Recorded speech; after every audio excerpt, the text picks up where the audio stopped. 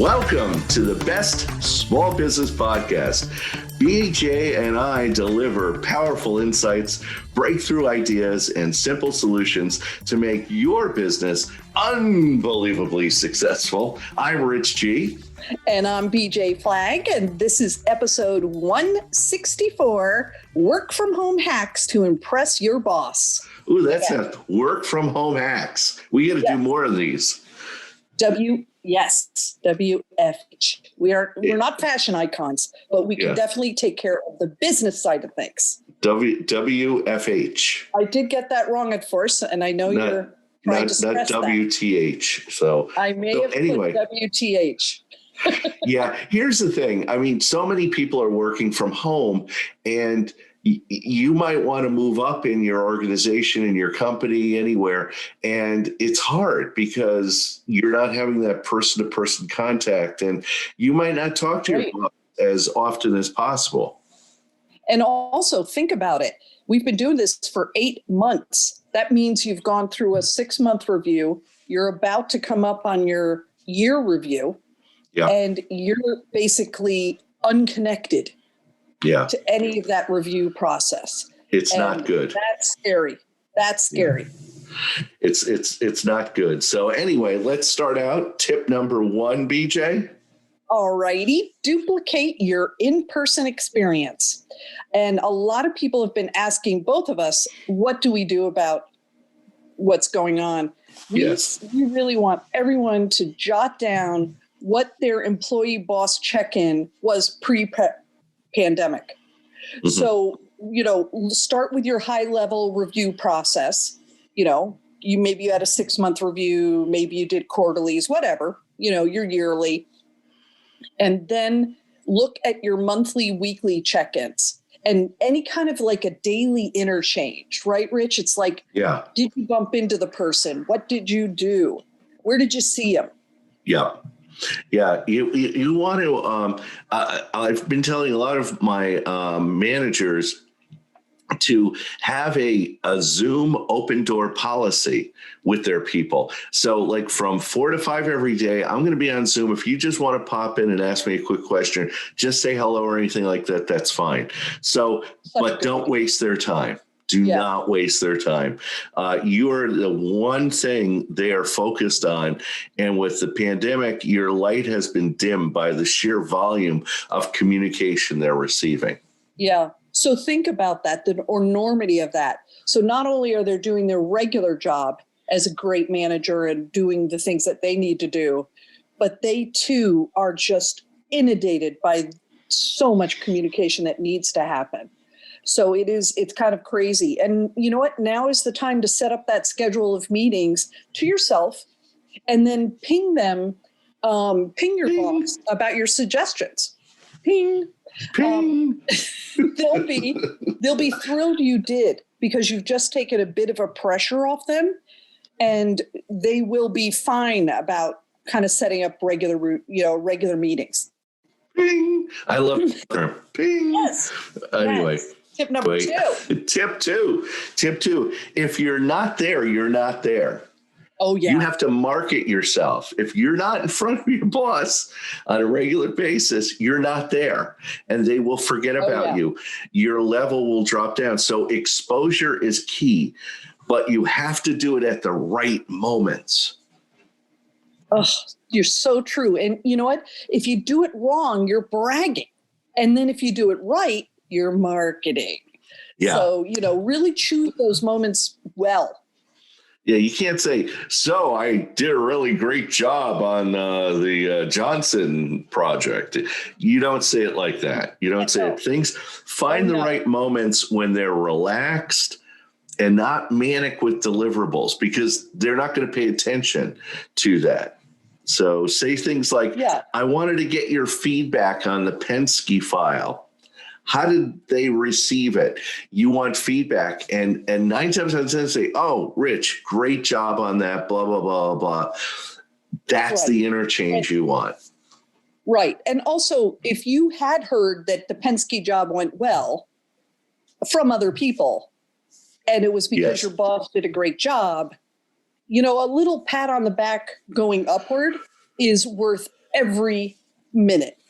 That is important. But So, be careful and be open to real feedback, because he might say, great job on the Penske file, but next time I would do this. You might have missed the mark slightly. So be open to that feedback. And this is a great strategy to get positive exposure to the boss, because what you're doing is making them remember about the Penske experience. And they're like, you know what, Rich, because they probably were and got accolades for doing it. So you sometimes have bosses that are very stingy with the acknowledgement. So you got to pull it out of them sometimes. And I think also, if they do give you that feedback, you really should jot that down. So the next time you pick up the Johnson file, you do not do it again. You do not do it again. Yeah. You are very careful. So tip number 3, if you sense any issues, deal with it immediately. Yeah. I don't know if you remember, like pre-pandemic, you'd kind of ask around, you kind of use some of that, hey, just happen to bump into you, chance meetings to kind of calm an issue or concern. You can't do that right now. Yes. You've got to head off every single thing at the pass and almost kind of keep a score, kind of like a sheet that if there are concerns that you should be keeping your eye on. It's really important. Absolutely. You need to advocate and be as buttoned up as possible. Keep diligent records of your meetings and what your goals and objectives are. And also have them broken down to actionable steps and document. Yeah, I can't, you got to be ready to discuss the progress and be a real solution giver, not a problem solver. That's huge. That's huge. Do not bring problems to your boss. Bring a solution to your boss about an issue that's come up, and he will remember you. She will be thrilled. It is the way you want to go. Sharon keeps hitting me in the arm. What am I going to do? That's how it sounds to your boss. It does. And your boss is like, I don't have time for this. But if you go, I just want to let you know, Sharon's hitting me in the arm, but I popped her in the nose. Do you think that's a good idea? That's how it should work. So. Right. Or in reference to the Penske file. The Penske file. Yes. If you had said to him, when they discussed in the meeting about not being able to see those number deliverables, I restructured the document, and I've, upon your suggestion, am going to email that out for you so that they can see that that's taken care of. So you took care of it, and they have to do nothing. Yeah, and coworkers are teaching kids, they're handling the house, they're working all hours too. So you need to understand that. Oh, yeah. And, and what can you do to kind of quell a misunderstanding? Here again, begin with the end in mind. Harmony. Yeah. You want to make your boss's life as comfortable as possible for her or him. So it's so important. So Definitely. tip four, here's my favorite that no one likes is ask for more work, because nobody else does. Right. This is the hallmark of alleviating your boss's workload and defining you as a major contributor. When you go and ask for more work, usually your boss is scrambling and he really can't find you much, but you asked. Yeah. And that's the part that gets remembered. Yeah. They say, they go, Rich, BJ, they're just go-to people. I like that they're asking me. But if they do give you more work, excellent. It will be higher level work that will usually grow you. It won't be the basic stuff you deal with every day. It'll be higher level work. Yeah, I'm telling you, you're going to be happy. And you know what? You can always delegate or streamline or toss a lower level work to, somebody else to, make room for this higher priority work. So absolutely, yeah. Delegate or denigrate. Yeah, you can do it all. Exactly. Absolutely. If there are ever layoffs, here's the silver lining. Yeah. If there are ever layoffs at your company, bosses will never Never, never, never let the people who ask for more work go. Yep. I promise you. Yeah. And also, they won't let go of the person who has the solutions. Yes. Absolutely not. Who makes them look good. Really? No, they're not going to get rid of you. So it's good to remember. BJ, what's our resource today? Oh, this is a fantastic book written by Peggy Claus, not related to you know who. Brag, How to Toot Your Own Horn Without Blowing It. I love that subhead. This is my, I recommend this book to every one of my clients. It's a classic, but it's so powerful for today's Zoom infused world. It's incredible. And, you know, she's updated it. She keeps it current and all that type of thing. What I think you have to remember is, you know, if you're a solo entrepreneur, you don't have a boss. Yes. So really who you're, quote, bragging to is really clients and people who you work for. So in a way, this book will help you through kind of quelling that bragging, that sounding a little too all about yourself. It's got a lot of great suggestions.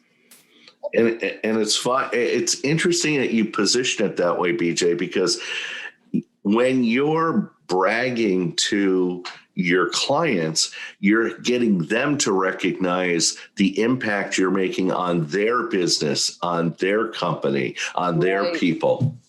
Yeah. And I think like the other day I had we're getting ready for all the retainers to re-up. And I had a meeting with one of the guys who I think he's brilliant. And I said to him, hey, listen, before we sign off, I just want to tell you, Lisa, our contact, is instrumental in handling all of the blogs and emails. She does such an amazing job and makes our job, frankly, a lot easier.